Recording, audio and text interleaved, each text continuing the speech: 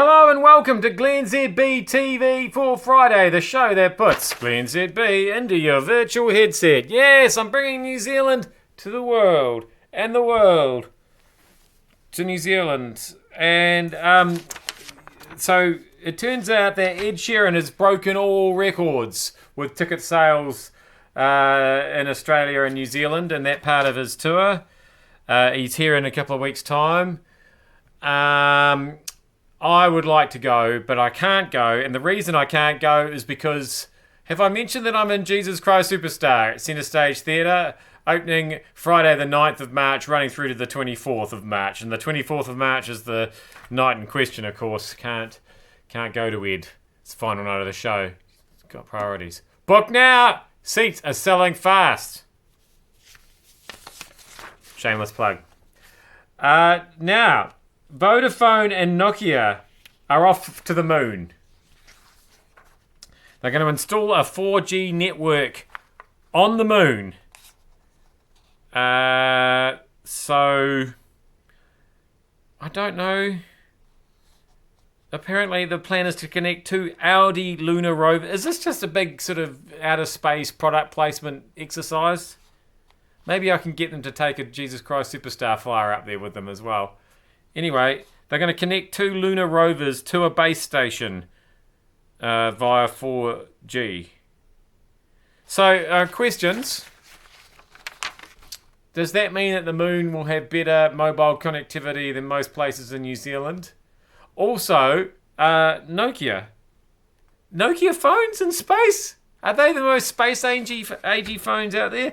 Surely this beautiful new Samsung Galaxy S9 Plus, that's the most space-age phone you could have seen up there, isn't it? Anyway, one to watch, I suppose, or listen to.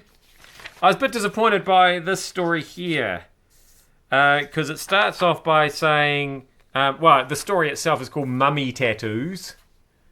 And then it goes on to say that the world's oldest figurative tattoos have recently been discovered on an Egyptian mummy at the British Museum.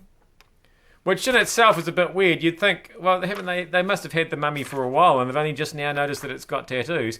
And what I was hoping is that it would be a tramp stamp above the buttocks of the mummy, but it turns out that A, the mummy is a man, so it's not quite so interesting, and B, just on his arm. Dark smudges on his arm. Oh, I see. Faint markings under natural light, but when you put the infrared technology on there, there's tattoos, slightly overlapping horned animals. Oh yeah, I suppose that's relatively hard-ass. Finally, speaking of drawing things on things, Picasso has sold for a gazillion billion $1 million. I mean, it's a lot of money. It doesn't really matter how much exactly it is because, once it gets, they don't call them priceless artworks for nothing. Is what I'm saying. Anyway, this is it. That's the one that's. I mean, literally. In fact, I don't actually know if my kids could draw that because they'd look at that and go, "Oh, haven't got the eyes even. I'll give it another go." You know what I mean? Don't get me wrong. I can appreciate cool art, but that's all over the place. Anyway, it's worth millions. I am glennzb. Maybe it's a texture thing. Like, I can see that there's texture to the, and that might give it a certain something that doesn't translate when you just print it off a picture that you downloaded off the internet. Maybe it's better in real life. Maybe. I'm glennzb. Thank you so much for having me in your virtual headset. I can assure you I am not better in real life. This is the best way to experience me.